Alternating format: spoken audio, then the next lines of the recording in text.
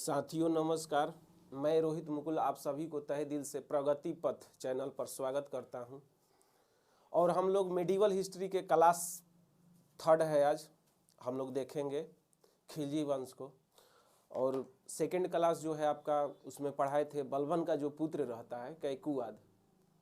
कैकुवाद की हत्या आपको जलालुद्दीन खिलजी के द्वारा किया जाता है 1290 ईस्वी में।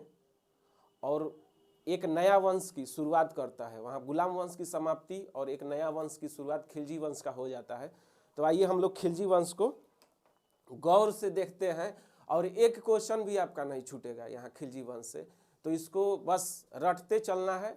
अगर कॉपी पेन लेके बैठ गए होंगे तो अच्छा बात है, पूरी तरह से उसको लिख के नोट्स बनाइएगा तो आपको काम आएगा। क्योंकि जब एग्जाम आता है तो आप एक नज़र केवल कॉपी को देख लीजिएगा तो पूरी तरह से जो भी VVI क्वेश्चन है आपको पकड़ में आ जाएगा। रिवीजिंग बहुत ज़रूरी है क्योंकि कंपटीशन की तैयारी करने में सिलेबस आपको ही मालूम है, कोई भी 100% सिलेबस को न पूरा करता है और न कोई करवाता है टीचर। ये अगर बोलता होगा कि मैं 100% सिलेबस को कंप्लीट करवाया हूँ तो झूठ बोलता है। क्योंकि आपको मालूम है कि 100% सिलेबस नहीं कंप्लीट होता है। मैक्सिमम आप 80% 85% तक सिलेबस को कवर कर सकते हैं मैक्सिमम। तो इसके लिए एक रामबाण उपाय हम बताते हैं कि जो भी पढ़ाई आप चैप्टर कर रहे हैं उसको रिवीजिंग में रखिए। अगर सेट लगाते हैं, प्रैक्टिस सेट करते हैं तो बहुत अच्छी बात है, पर डे एक सेट लगाइए। और नहीं तो कम से कम जो क्लास है उसको रिवाइज में रखिए। रिवीजिंग का दूसरा नाम सलेक्शन है। अगर रिवीजिंग कर रहे हैं तो आपका सलेक्शन एक दिन तय है। आइए देखते हैं खिलजी वंश को। तो कैकुवाद की हत्या करके, वह बलबन का पुत्र रहता है कैकुवाद, उसकी हत्या करके 1290 में जलालुद्दीन खिलजी ने एक नए वंश की स्थापना करते हैं जिसका नाम खिलजी रहता है। आइए देखते हैं खिलजी वंश जो है इसका कार्यकाल आपको चलेगा 1290 से लेकर के 1320 तक। इसमें आपको मुख्यतः जो है 3 गो शासक के बारे में पढ़ना है, जलालुद्दीन खिलजी, अलाउद्दीन खिलजी और मुबारक शाह खिलजी। जलालुद्दीन खिलजी जो है मात्र 4 साल 90 से 96 तक ही इनका कार्यकाल है। क्योंकि यह वृद्ध अवस्था में 90 वर्ष की उम्र में गद्दी पर बैठते हैं। वृद्ध अवस्था में बैठते हैं तो आपको भी मालूम है कि ज़्यादा दिन तक तो नहीं चलेंगे। लेकिन इसका जो मेन सुल्तान जो रहते हैं गद्दी पर बैठते हैं अलाउद्दीन खिलजी। कार्यकाल एकदम याद कर लीजिए 1290 से 1316, 1290 से 1316 और 1316 से 1320 मुबारक शाह खिलजी का कार्यकाल आता है। तो हम लोग डिटेल चलेंगे और आप एकदम कंठस्थ रटते चलिएगा इस चीज़ को। आइए देखते हैं। जलालुद्दीन खिलजी का पूरा नाम जलालुद्दीन फिरोज शाह खिलजी था। जलालुद्दीन फिरोज शाह खिलजी था और खिलजी वंश की स्थापना जलालुद्दीन खिलजी ने ही किया है। बलबन के पुत्र कैकुवाद की हत्या करके और ये एक नया वंश खिलजी वंश की स्थापना करता है। अपना राज्याभिषेक 90 वर्ष के उम्र में बलबन द्वारा बनाए गए लाल महल में कराता है। उस लाल महल को कुनागढ़ी या कोलाखरी का महल भी कहा जाता है। बलबन के लाल महल में अपना राज्याभिषेक कराया हुआ है। अपने राजधानी कोलाखरी को रखता है। और वैसे भी यह बुढ़े हो गए थे, वृद्ध अवस्था में चले गए थे, तो इनका जो विचारधारा था निरंकुश, उदार और निरंकुशवादी विचारधारा था। किनका? यह प्रथम सुल्तान थे। पूरी दिल्ली सल्तनत में एक ऐसा प्रथम सुल्तान थे जिनका विचारधारा उदार और निरंकुशवादी रहता है। इन्होंने एक शहर भी बसाया है मुगलपुरा। मुगलपुरा से ये मत सोच लीजिएगा कि मुगलों द्वारा बसाया गया यह शहर है, नहीं, मुगलपुरा जलालुद्दीन खिलजी। आइए इन्हीं के कार्यकाल में मलिक छज्जू नाम का एक रहते हैं राज्य में। मलिक छज्जू का विद्रोह होता है इन्हीं के कार्यकाल में। और उस विद्रोह को दबाने के लिए अपने भतीजा अलाउद्दीन खिलजी को वह दक्षिण भारत विदा करते हैं। जलालुद्दीन खिलजी का भतीजा रहता है अलाउद्दीन खिलजी और आगे आकर के बहुत सारे लोगों से युद्ध करेगा। दक्षिण से भारत से लेकर के उत्तर भारत तक साम्राज्य का विस्तार करेगा। तो अलाउद्दीन खिलजी के बारे में भी डिटेल हम लोग पढ़ेंगे। आइए देखते हैं आगे। मलिक छज्जू के विद्रोह को क्या करता है, अलाउद्दीन खिलजी दबा देता है, जिससे खुश होकर के इसके चाचा जलालुद्दीन खिलजी ने कड़ा एवं मानिकपुर का सूबेदार बना देता है, कड़ा और मानिकपुर का सूबेदार बना देता है। जलालुद्दीन खिलजी ने व्यय के कागजातों की देखभाल करने के लिए एक विभाग की स्थापना करता है, जिसका नाम दीवाने वफुक रहता है। दीवाने वफुक क्या है, तो व्यय के कागजातों की देखभाल करने के लिए एक विभाग है। इसकी स्थापना किसने किया है, यह विभाग की स्थापना जलालुद्दीन खिलजी के द्वारा दीवाने वफुक नाम रहता है। आइए देखते हैं। अलाउद्दीन खिलजी के नेतृत्व में दक्षिण भारत में होता है। अगर देखिए क्वेश्चन आता है कि दक्षिण भारत का अभियान किसके काल में, तो जलालुद्दीन खिलजी के काल में। किसके नेतृत्व में, किसने किया, तो आपने भतीजा अलाउद्दीन खिलजी को भेजा था, इसलिए किसने किया, तो अलाउद्दीन खिलजी ने किया। किसके कार्यकाल में, तो जलालुद्दीन खिलजी के कार्यकाल में। ये चीज याद रखना है।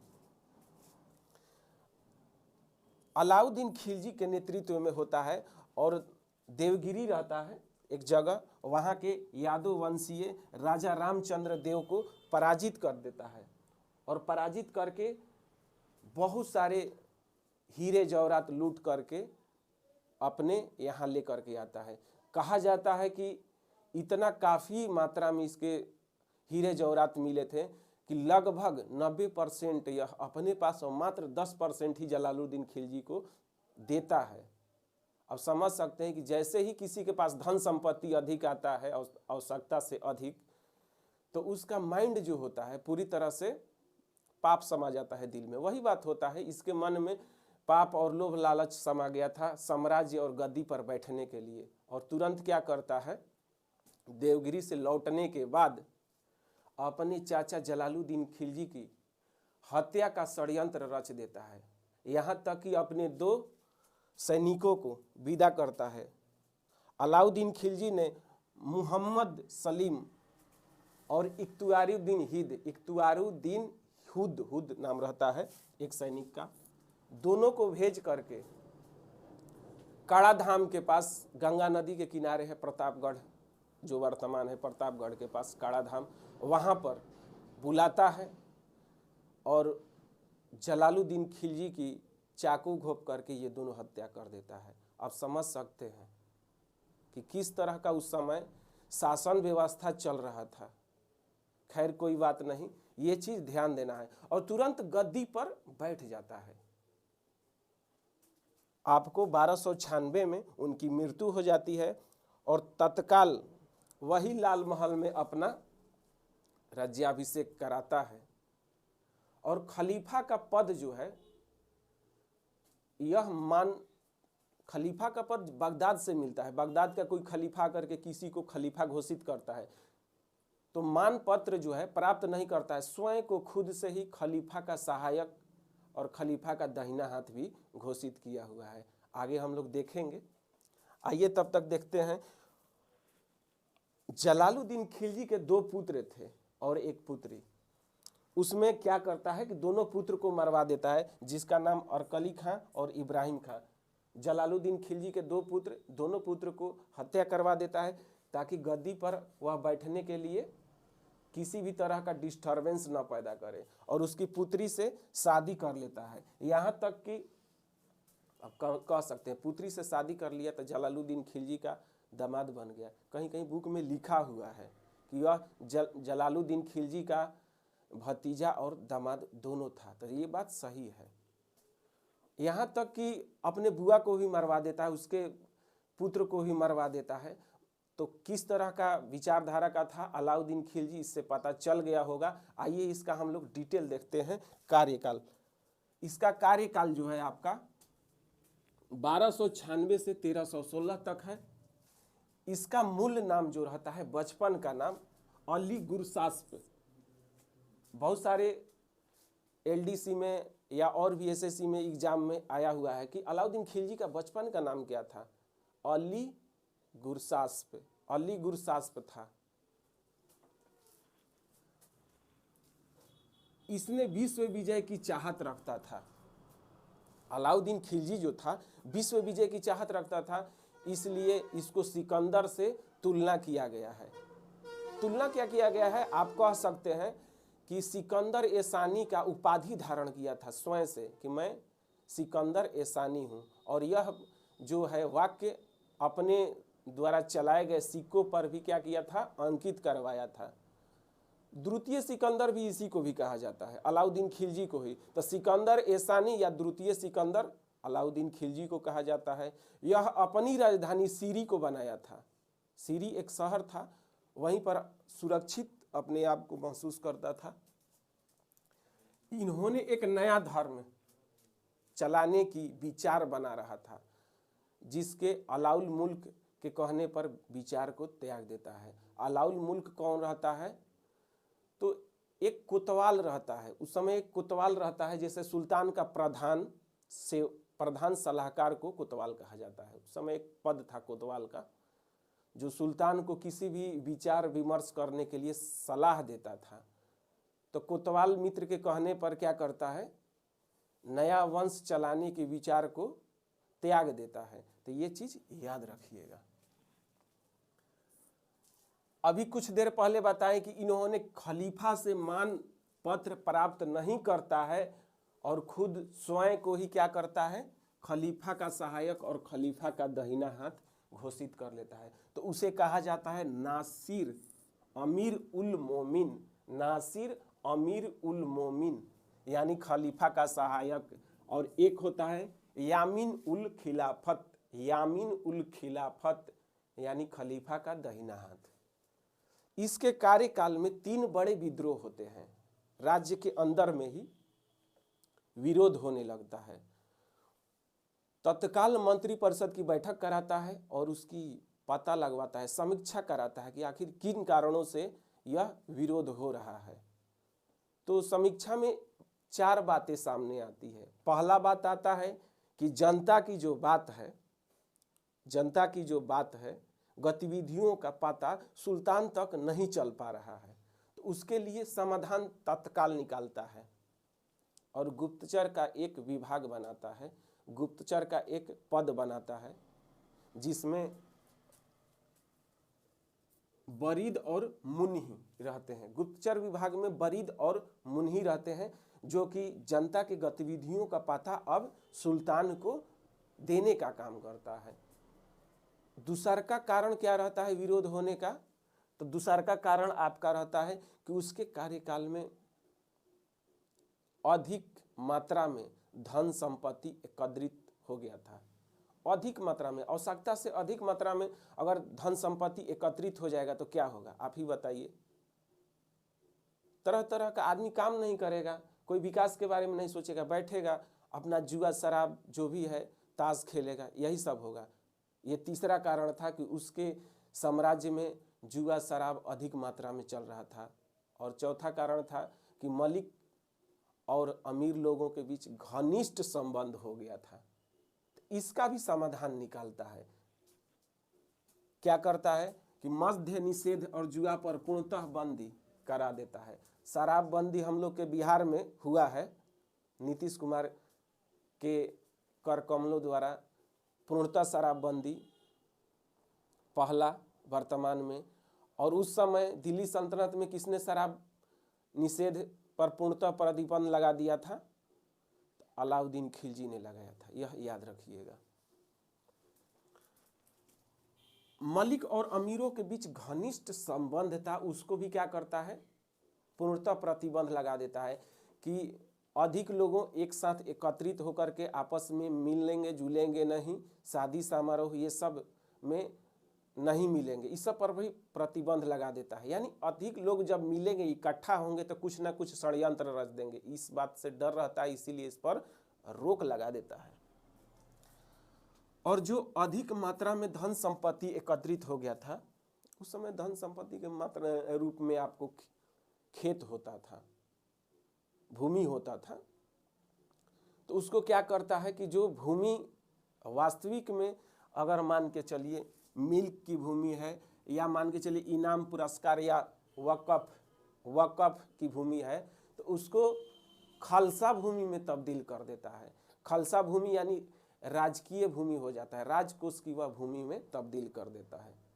क्वेश्चन आएगा कि खालसा भूमि में क्या क्या चीज को तब्दील करता है, तो वक़्फ़ मिल्क की भूमि को, वक़्फ़ और मिल्क मतलब समझ लीजिए कि जो इनाम के रूप में, पुरस्कार के रूप में या धार्मिक कार्यों के रूप में, जैसे कि धार्मिक कार्यों के रूप में हम लोग अभी अगर मान के चलिए कोई बाबा जी हैं तो अगर आकर के शादी ब्याह का कार्यक्रम जो भी है घर में कराते हैं पूजा पाठ, तो उसके रूप में हम लोग क्या करते हैं, कुछ देते हैं, दान देते हैं। तो उस समय पैसा नहीं दिया जाता था, भूमि ही दे दिया जाता था। तो उस तरह के भूमि और वक़्फ़ मतलब जो सैनिकों को मिलता था भूमि, उस तरह के भूमियों को क्या किया कि खालसा भूमि में तब्दील कर देता है, यानी कि राजकीय भूमि हो गया। आइए देखते हैं आगे। उसके समय में एक बहुत बड़ी सेना थी।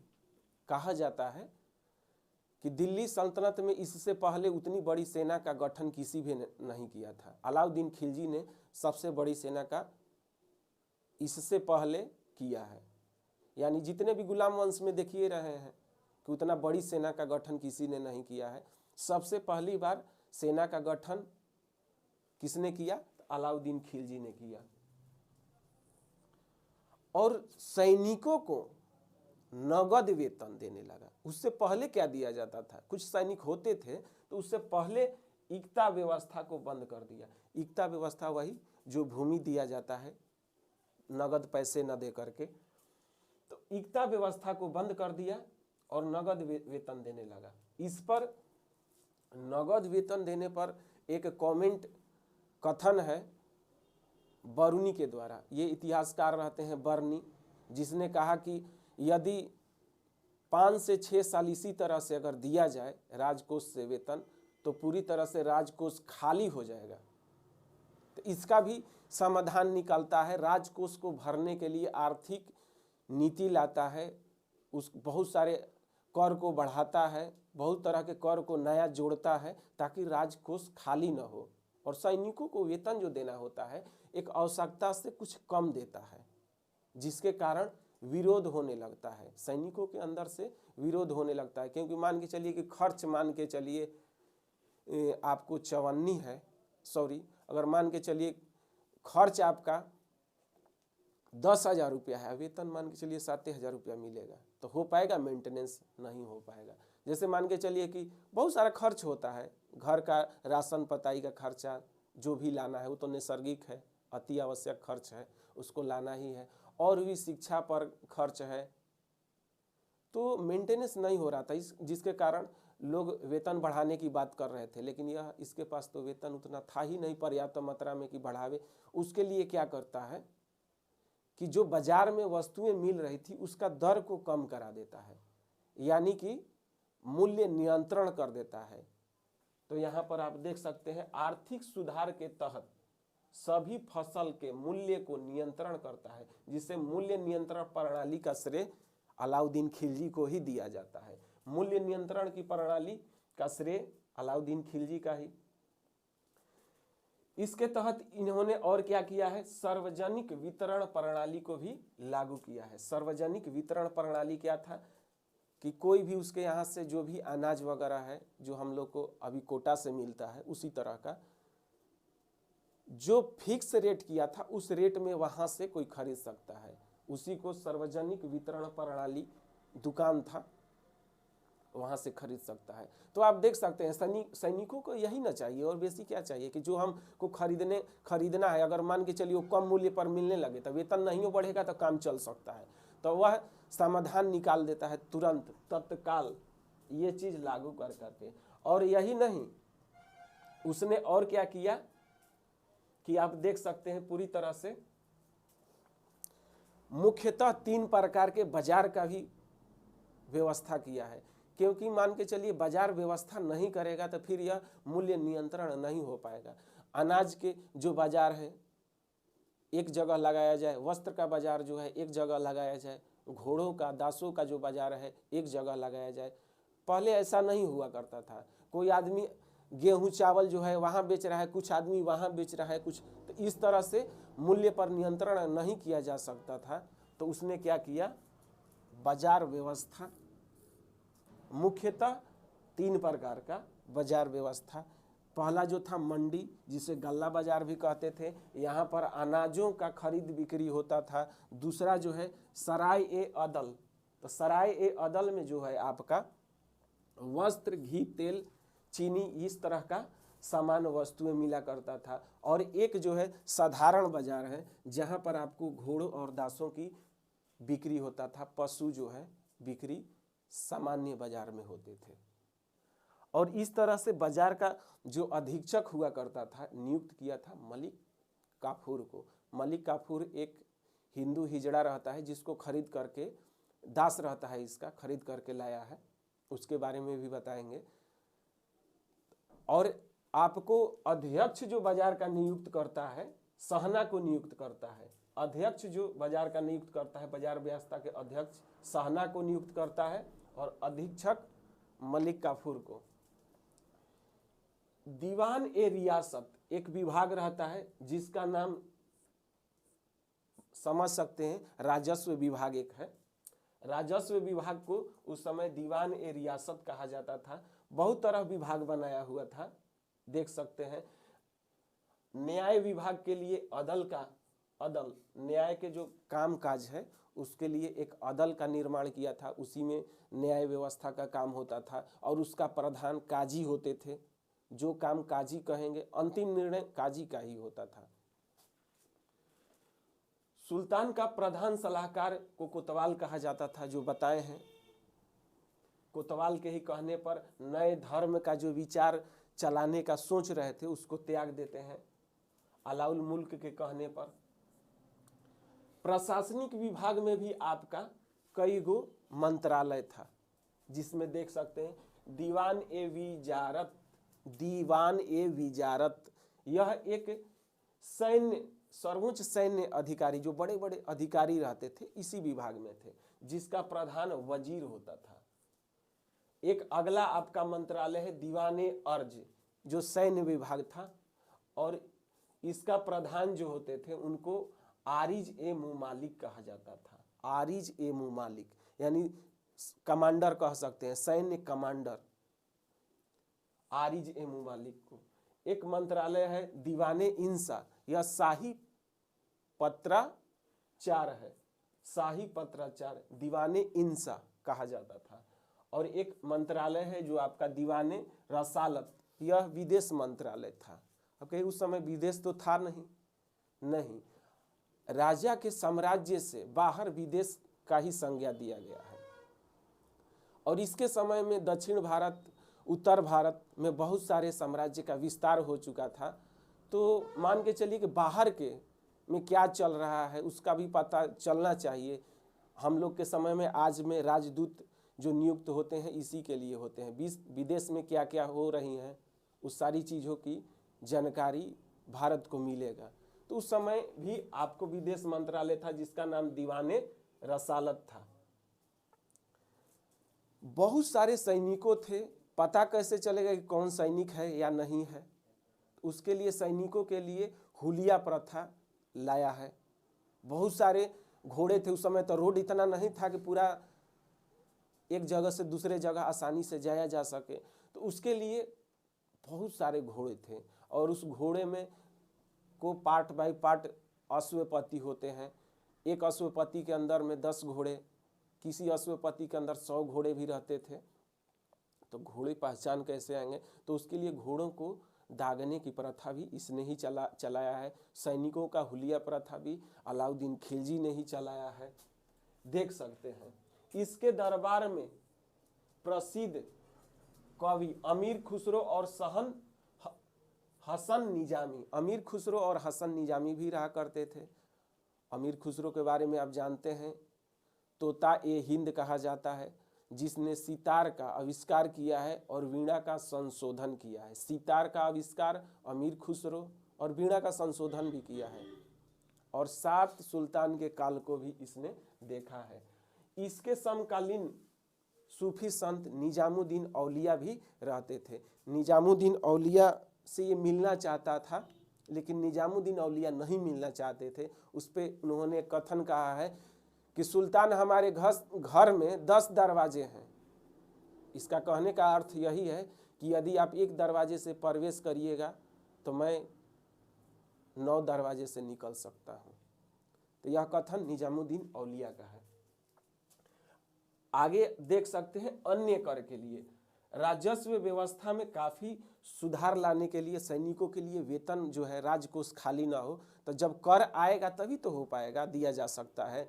तो अन्य तरह के कई कर भी इन्होंने लगाया है, जिसमें जजिया कर जो एक सुरक्षा कर था और गैर मुस्लिमों से लिया जाता था। जजिया कर सुरक्षा कर था और गैर मुस्लिमों से लिया जाता था। जकात जो था धार्मिक कर था और ये मुस्लिम लोग से लिया जाता था।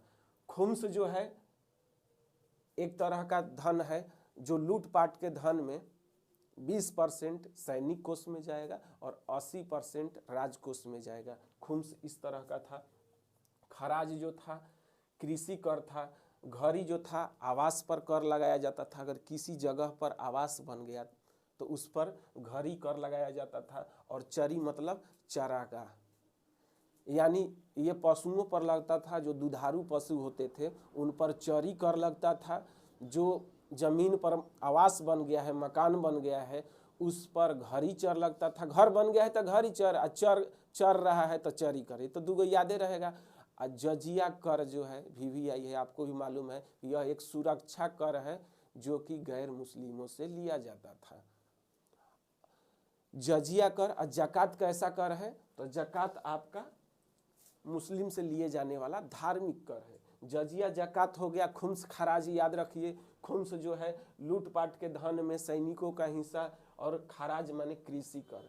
खुम्स खराज, तो खुम्स जो है लूटपाट के धन में सैनिकों का हिस्सा और खराज जो है कृषि कर है। घरी कर आवास के लिए है, चरी कर चारागाह के लिए है। जजिया कर जो है, जजिया कर जो है सुरक्षा कर है गैर मुस्लिमों पर, और जकात कर जो है मुसलमानों से धार्मिक कर लिए जाने वाला है। तो ये 6 प्रकार के अन्य कर था। जजिया जकात खुम्स खराज और घरी चरी। याद हो गया? नहीं याद हुआ फिर से याद करा देते हैं। जजिया कर जो है सुरक्षा कर है और गैर मुस्लिमों से लिया जाता था। जकात कर है मुस्लिमों से लिया जाने वाला एक धार्मिक कर था। खुम्स कर जो है आपका, खुम्स कर है तो वो आपका सैनिकों को दिए जाने के लिए लूटपाट का जो आता था धन ना, उसमें 20% सैनिकों को, 80% आपको राजकोष में दिया जाता था। उसको खुम्स कहा जाता था। और खराज जो है कृषि कर है। और घरी, घर आवास जो बन गया जमीन पर, उस पर घरी कर लगता था।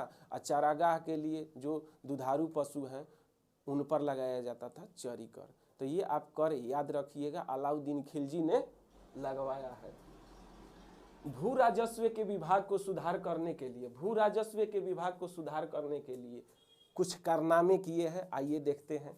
सबसे पहले किसानों से प्रत्यक्ष संबंध स्थापित करता है। जो किसान वर्ग है, धान चावल गेहूं, धान चावल एक ही होता है, अलग अलग नहीं है, जो भी उगाता था सरसों वगैरह, तो डायरेक्ट उससे जो अमीर व्यापारी लोग होते थे वो खरीद लेते थे और महंगे दामों पर बेचते थे। तो उससे क्या होता था? वस्तु के मूल्य में काफ़ी ऑटोमेटिक वृद्धि हो जाएगा।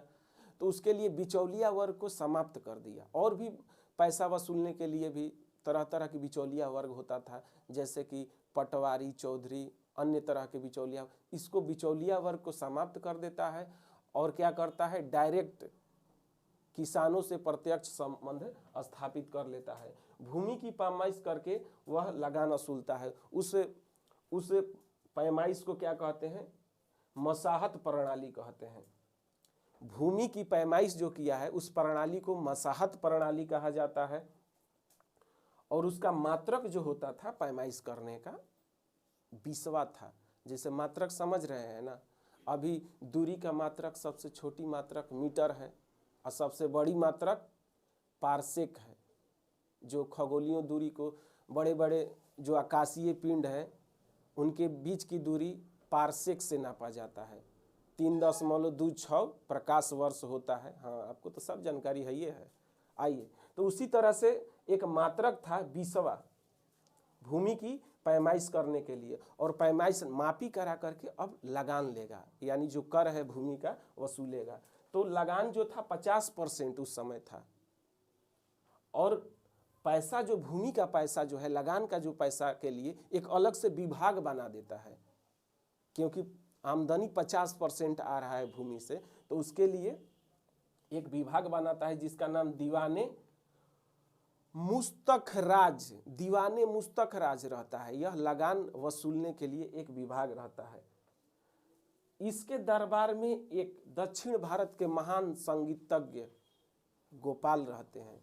किसके दरबार में? अलाउद्दीन खिलजी के दरबार में। कहिएगा सर जो है कि इसके फैटा फैटी मारा मारी ढेरे युद्ध किया है, कुछ बतेबे नहीं किए।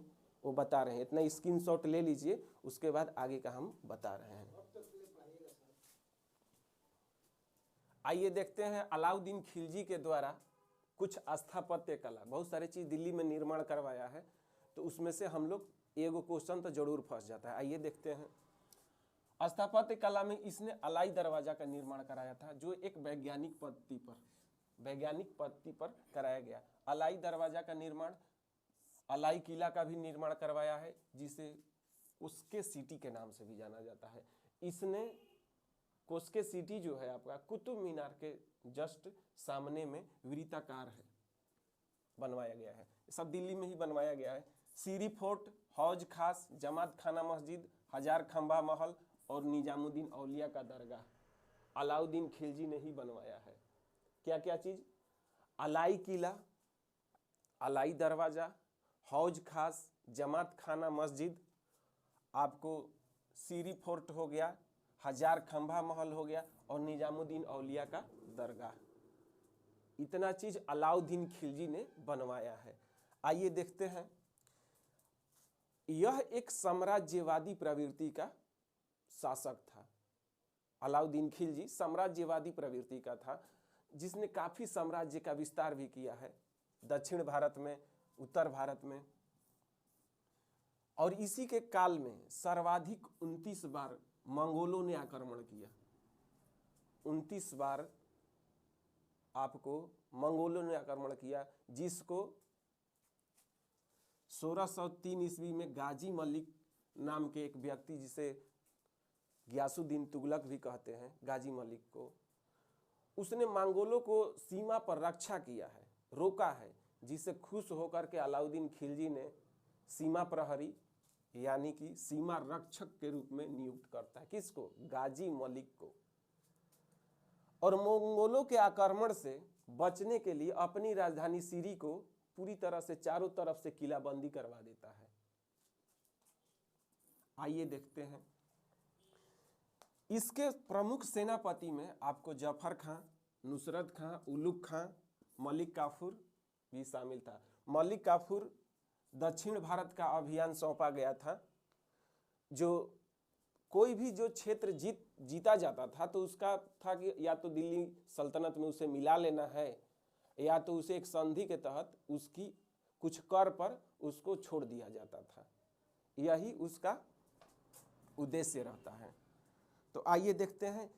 इसने कई अभियान किया। अलाउद्दीन खिलजी के कई अभियान हैं, जिसको हम लोग एक ट्रिक से याद करेंगे। याद देखिए, करने के लिए ट्रिक इसलिए जरूरी है कि बहुत सारे युद्ध हैं और उसका जो कार्यकाल है आपको याद रहेगा। एक आपको फॉलो में है, एक लगातार लिखा गया है, जैसे 1297 से लेकर के 1312 तक।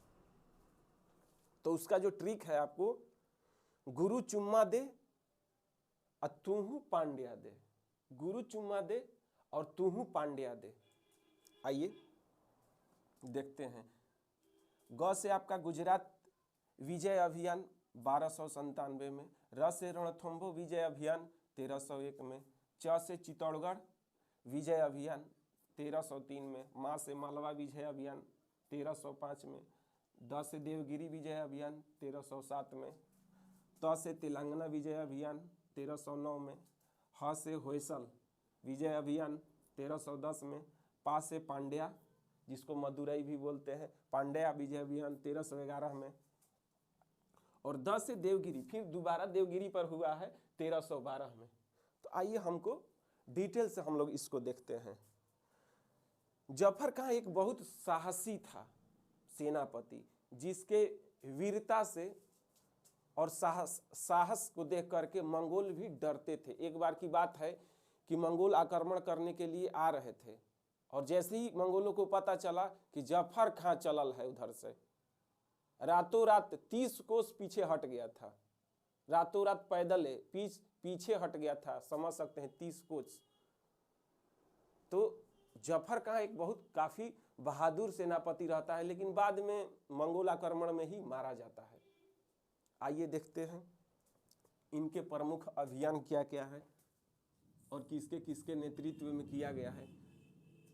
गुजरात जो हुआ है 1297 में, जिसमें इसके सेनापति उलुग खां और नुसरत खां के नेतृत्व में होता है, और यहाँ के गुजरात के शासक कर्णदेव को पराजित कर देता है। लोग पराजित होते नहीं है, ये अपनी पुत्री को लेके भाग जाते हैं, जान बचा लेते हैं, लेकिन इनकी पत्नी कमला देवी को ये लोग गिरफ्तार कर लेता है। बाद में अलाउद्दीन खिलजी ने शादी कर लिया है कमला देवी से। और नुसरत खां जो रहता है, गुजरात विजय के बाद ही आपका अलाई किला का निर्माण हुआ है, उसी के खुशी में। और गुजरात अभियान से जब ये लोग लौट रहा था, तो नुसरत खां ने एक बाजार में दास खरीदता है, जिसका नाम रहता है मलिक काफूर। 1000 दिनार में खरीदा गया था, इसीलिए मलिक काफूर को 1000 दिनारी के नाम से भी जाना जाता है। बहुत बार ये क्वेश्चन आपको आया हुआ है, 1000 दिनारी किसे कहा जाता है, तो मलिक काफूर को कहा जाता है। यह एक हिंदू हिजड़ा था, जिसकी हाइट 6 फीट और काफी शरीर से भी काफी मजबूत था। आप समझ ही रहे हैं, काफी दमखम के साथ।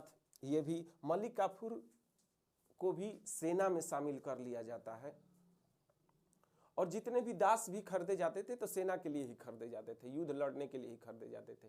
लेकिन यह काफी शक्तिशाली और वीर था, इसके लिए पूरे दक्षिण भारत का अभियान जो दिया गया है, इसी के नेतृत्व में किया गया है, और सफल भी रहा है मलिक काफूर के नेतृत्व में। और अंत में देखिएगा कि अलाउद्दीन खिलजी खुद स्वयं मलिक काफूर के नेतृत्व में आ जाता है, संरक्षण में आ जाता है। आइए देखते हैं अगला जो अभियान होता है रणथंभौर 1301 में। अब कहिएगा कि वहां के जो शासक हमीर देव रहते हैं, उनसे हो जाता है।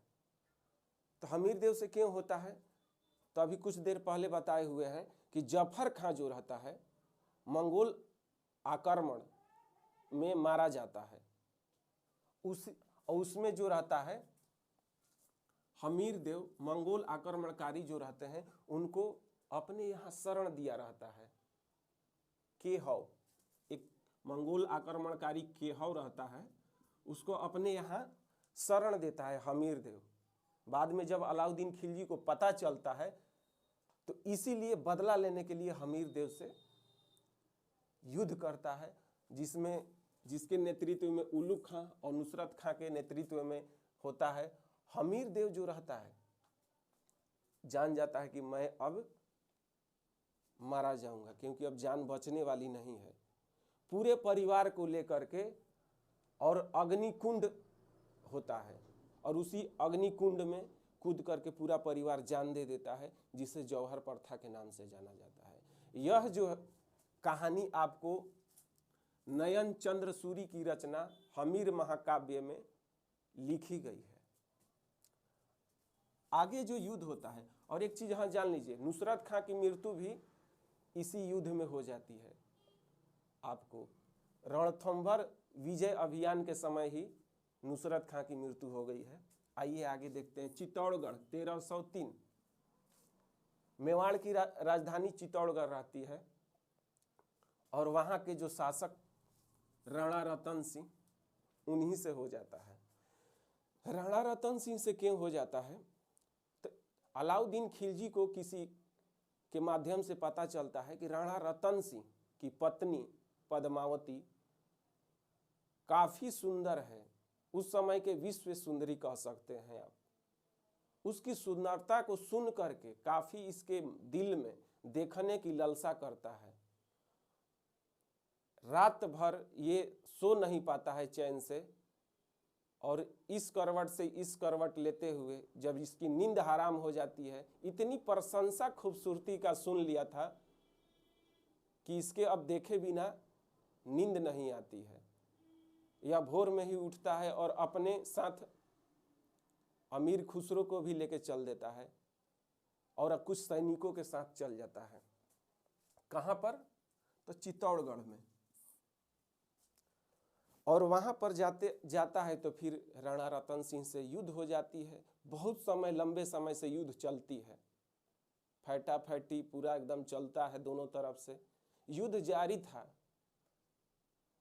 लेकिन बहुत समय होने के बाद राणा रतन सिंह की पत्नी जो पद्मावती रहती है, अपने पति की प्रतीक्षा करते करते जब पति नहीं आते हैं तो इनको लगता है कि मेरे पति अब नहीं है।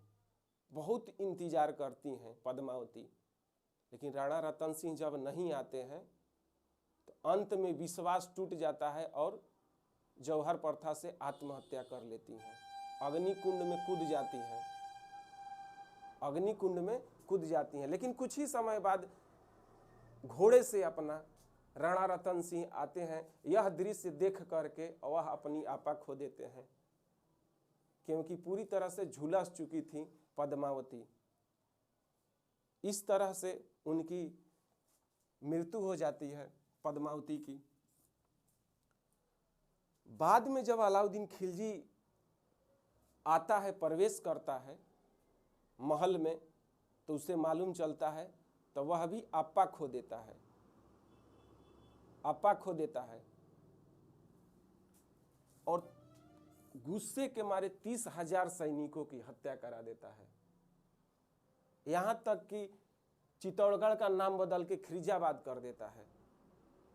और दर्द भरे नगमे से एक क्या कहता है, उसको थोड़ा सा गौर से सुनिएगा। ये पूरी तरह से इमोशनल कहानी है, आप समझ सकते हैं। यहां तक बोलता है अलाउद्दीन खिलजी की कम से कम हमको प्रत्यक्ष नहीं दिखाइएगा तो एक शीशे में ही हमें दिखा दीजिए, किस तरह की है मैं देखना चाहता हूं। लेकिन क्या करिएगा, जो विधि का मंजूर था वही होता है। वह आग में कूद करके जौहर प्रथा से मृत्यु हो जाती है। जब ये बात पता चलता है अलाउद्दीन खिलजी को तो क्या कहता है,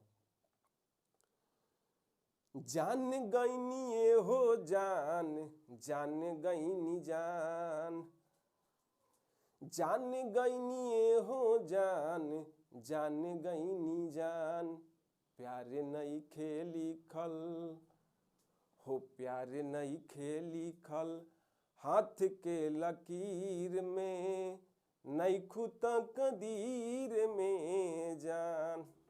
आइए देखते हैं आगे। और ये सब कहानी जो है 1540 ईस्वी में मलिक मुहम्मद जैसी ने अपनी रचना पद्मावती,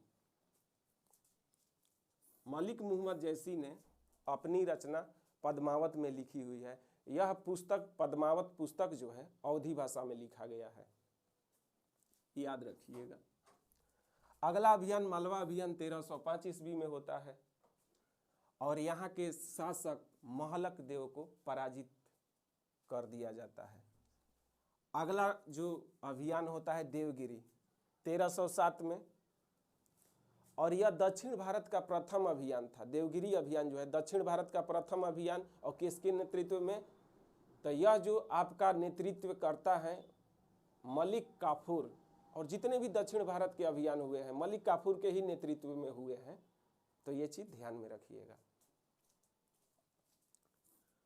बोलिएगा कि देवगिरी में क्यों हुआ था, देवगिरी में क्यों यह अभियान किया था। तो वहां पर एक संधि देवगिरी में हुई रहती है। देवगिरी में जो शासक रहते हैं राजा रामचंद्र देव, राजा रामचंद्र देव से एक संधि हुई रहती है कि एलिचपुर एक जगह रहता है, एलिचपुर की जितनी भी आय होगी प्रतिवर्ष दिल्ली भेजना है, लेकिन राजा रामचंद्र देव ने 1305 ईस्वी में 1306 ईस्वी में एलिचपुर की आय को नहीं भेजता है, जिससे चिंतित होकर अलाउद्दीन खिलजी ने 1307 ईस्वी में मलिक काफूर को भेजता है कि जरा पता लगाओ आखिर हो क्या रहा है। आइए देखते हैं। तो वही आपको 1307 ईस्वी में देवगिरी अभियान मलिक काफूर करता है और क्या करता है, राजा रामचंद्र देव को बंदी बना करके और अलाउद्दीन खिलजी के दरबार में लेकर के आता है। उसके बाद राजा रामचंद्र देव सोचता है कि हमको मारेगा या तो कारागार में बंद कर देगा, लेकिन ऐसा होता कुछ नहीं है। अलाउद्दीन खिलजी उससे सम्मान पूर्वक व्यवहार करता है, पूरा इज्जत, और यहाँ तक कि राय रायन की उपाधि से भी उसको नवाजता है। राय रायन की उपाधि का अर्थ होता है आप तो राजाओं का राजा हैं। इतना सुन करके राजा रामचंद्र देव फूले नहीं समा रहे थे। बाद में उन्हें नौसारी का जिला क्षेत्र सौंप करके और 1 लाख सोने का जीतल, 1 लाख सोने का जीतल से दे करके छोड़ देता है। अब आप समझ सकते हैं कि अलाउद्दीन खिलजी किस विचारधारा का था। तो यह पूरी तरह से मारकाट उतना नहीं चाहता है, लेकिन आमदनी चाहता है कि हमारे राजस्व में आमदनी जरूर आता रहे। तो फिर राजा रामचंद्र देव को छोड़ दिया जाता है, क्योंकि अब फिर आय आना चाहिए ना, जब जाएंगे तभी उधर से आय विदा करेंगे। अगला जो अभियान होता है तेलंगाना का 1307 ईस्वी में, और यह भी मलिक काफूर के नेतृत्व में होता है। एक जगह है वारंगल, वहाँ के शासक काकातीय वंश के रहते हैं, जिनका नाम रहता है प्रताप रूढ़ी। काकातीय वंश के शासक प्रताप रूढ़ी पर पराजित करके कोहिनूर हीरा मलिक काफूर लेकर के दिल्ली आता है। कोहिनूर हीरा रहता है जो गोलकुंडा के खान से आया है, वह हीरा जीत करके और मलिक काफूर लेकर के आता है दिल्ली। आगे जो होता है होयसल अभियान 1310 ईस्वी में, जिसकी राजधानी आपको द्वार समुद्र है। होयसल की राजधानी द्वार समुद्र, यह भी मलिक काफूर के नेतृत्व में ही होता है। और वहाँ के शासक वीर बल्लाल तृतीय को पराजित करके और द्वार समुद्र पर अधिकार कर लेता है 1311 ईस्वी में। अगला जो होगा पांड्य विजय होगा 10 से 11 में। पांड्य की राजधानी मदुरै थी और 1310 से 11 में वहाँ पर अभियान होता है।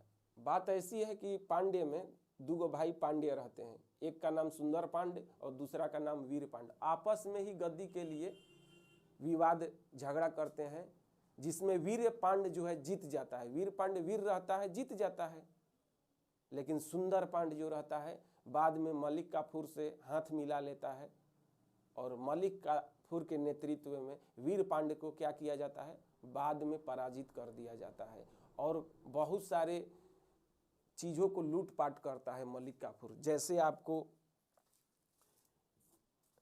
रामेश्वरम हो गया, वीरथुल हो गया, लिंगराज मंदिर हो गया, बहुत मंदिरों को तोड़ फोड़ किया है और लूटपाट किया है बहुत सारे धनों को। उसके बाद जो आप देखिएगा दोबारा आपको देवगिरी अभियान 1312 में, पहला जो हुआ था 1307 में, 5 साल बाद 1312 में दोबारा अभियान देवगिरी पर हुआ है। उस समय वहाँ के शासक सिंघम देव, सिंघम नहीं सिंघन देव से हुआ है। तो इस तरह से पूरा देखा जाए तो दक्षिण भारत का अभियान मलिक काफूर के नेतृत्व में सफल रहा और अंत समय में मलिक काफूर के नेतृत्व में आ जाते हैं कौन, अलाउद्दीन खिलजी। लेकिन खुदा को कुछ और मंजूर था। 1316 ईस्वी में जलोधर नामक बीमारी के कारण अलाउद्दीन खिलजी का मृत्यु हो जाता है और उनका पुत्र जो है शहाबुद्दीन उमर उत्तराधिकारी बनते हैं, लेकिन उनका संरक्षक मलिक काफूर ही बनता है। लेकिन उसी समय 1316 में ही एक अन्य पुत्र जो रहता है शहाबुद्दीन मुबारक शाह खिलजी, वो क्या करता है, उसका उमर का हत्या करके और गद्दी पर बैठ जाता है। यह 1316 से 1320 तक चलेगा। आइए देखते हैं। मुबारक शाह खिलजी का पूरा नाम जो रहता है कुतुबुद्दीन मुबारक शाह खिलजी रहता है। यह 1316 से 20 तक यह एक अयासी प्रवृत्ति के था, जिसे अयोग्य कहा जा सकता है। मुबारक शाह खिलजी ने खलीफा को पद को ठुकरा दिया है और क्या चीज धारण किया हुआ है, खलीफतुल्लाह का पद धारण किया हुआ है, जिसे अल्लाह का प्रतिनिधि कहा जाता है। लेकिन 1320 ईस्वी आते आते मुबारक शाह खिलजी की हत्या कर देता है कौन, खुसरो खां। 1320 ईस्वी में खुसरो खां हत्या करके गद्दी पर बैठ जाता है, लेकिन खुसरो खां को भी कोई नहीं छोड़ता है, जिसका नाम गाजी मलिक था। गाजी मलिक, जिसको गयासुद्दीन तुगलक कहते हैं, 1320 ईस्वी में ही हत्या करके और क्या करेगा, तुगलक वंश की स्थापना कर देता है। खुसरो खां के बारे में आपको बता देते हैं। खुसरो खां का पूरा नाम जो रहता है नासरुद्दीन खुसरो। यह एक हिंदू था, लेकिन बाद में मुस्लिम धर्म स्वीकार कर लेता है। इसने सुल्तान की उपाधि धारण नहीं किया है, लेकिन पैगंबर का सेनापति का उपाधि धारण किया हुआ है खुसरो खां। इस तरह से 1320 ईस्वी में गाजी मलिक यानी गयासुद्दीन तुगलक ने खुसरो खां की हत्या करके खिलजी वंश के स्थान पर एक नया वंश तुगलक वंश की स्थापना किया है। तो इस तरह से आपको अब नेक्स्ट जो वीडियो आपको आएगा मेडिवल हिस्ट्री का क्लास 4 आएगा, उसमें तुगलक वंश पूरी तरह से मिलेगा। आप सपोर्ट कीजिए, शेयर कीजिए, ज़्यादा से ज़्यादा शेयर कीजिए, क्योंकि मेहनत करके हम पढ़ा रहे हैं। बस आप आशीर्वाद दीजिए और अधिक से अधिक लोगों के पास शेयर कीजिए। जितने भी ग्रुप हैं उसमें शेयर कीजिए। बस आपसे हम यही अपेक्षा करते हैं। और पूरी तरह से जितना भी दरोगा की तैयारी करने वाले विद्यार्थी हैं, पीटी की तैयारी कर रहे हैं या मेंस की तैयारी करने वाले जो भी विद्यार्थी हैं, मैं पूरा हिस्ट्री मॉडर्न भी पढ़ाऊंगा। मेडिवल अभी चल रहा है, तुरंत मॉडर्न पढ़ाऊंगा। और आप कमेंट में सलाह सजेशन दीजिए कि और क्या चीज़ हमको अप टू डेट करना चाहिए। मैं पूरी तरह से आपके लिए काम कर रहा हूँ। बस सपोर्ट कीजिए, शेयर कीजिए अधिक से अधिक। Thank you.